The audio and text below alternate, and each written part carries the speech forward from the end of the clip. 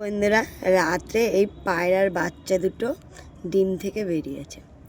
তো দেখো, ওদের চোখ এখনো ফোটেনি, কিন্তু চোখের রাউন্ডটা কেমন কালো কালো লাগছে, দেখেই ভয় লাগছে। আমার কিন্তু এসব দেখলে কেমন যেন লাগে, কেমন ভয় ভয় লাগে। দেখো মাথাটা, মা কেমন অবস্থা দেখো। তো বহুত দিন পরে পায়রার খাঁচাতে এরকম বাচ্চা হয়েছে। ডিমগুলো পারলেই কাকে নিয়ে যায়, কিন্তু এই ডিমগুলো এবার আমার ছেলে কিন্তু বেশ যত্নেই রেখেছিল, তার জন্য এই ডিম থেকে বাচ্চাগুলো বেরালো। তো অনেক ডিম পারে, কিন্তু কাকের জন্য একটা ডিমও থাকে না। তো এখানে 10টা পায়রা ছিল, কিন্তু কালকে একটা পায়রা অন্য ছাদের থেকে আসেইনি। আর সন্ধ্যা নেমে যাওয়ার সত্ত্বেও বাড়িতে আসেনি।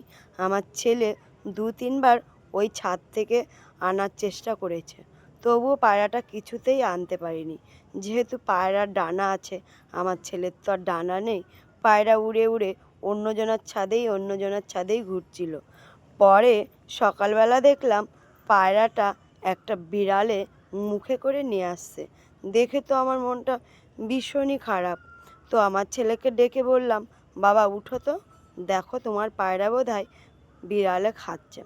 তো আমার ছেলে বলল, মা ওকে অনেকবার চেষ্টা করলাম বাড়িতে আনার, কিন্তু আমি কিছুতেই পারলাম না। কিন্তু পায়রাটাকে বিড়ালে খেয়ে নিল। আমার তো খুব কষ্ট হচ্ছে, ওর 2টো বাচ্চা আছে, তো বাচ্চাগুলো কি করে মানুষ হবে। তা আমি বললাম, চিন্তা করো না, ঠিক মানুষ হয়ে যাবে। তো পায়রাকে খাওয়ানোর জন্য আমার ছেলে একটা সিরিঞ্জ কিনে এনেছে, ওইটাকে দিয়ে গোলা গোলা খাবারগুলো খাওয়াচ্ছে। তো বন্ধুরা জানো তো, ও খুব পায়রাকে ভালোবাসে। ওর অনেক পায়রা ছিল, কিন্তু ওর বাবার ভীষণ বকা, যে ছেলে পায়রা পুষতে পুষতে পড়াশোনাটা একবারে গোল্লায় যাবে। তার জন্য আমার ছেলে পায়রা পোষাটা বন্ধ করে দিয়েছে।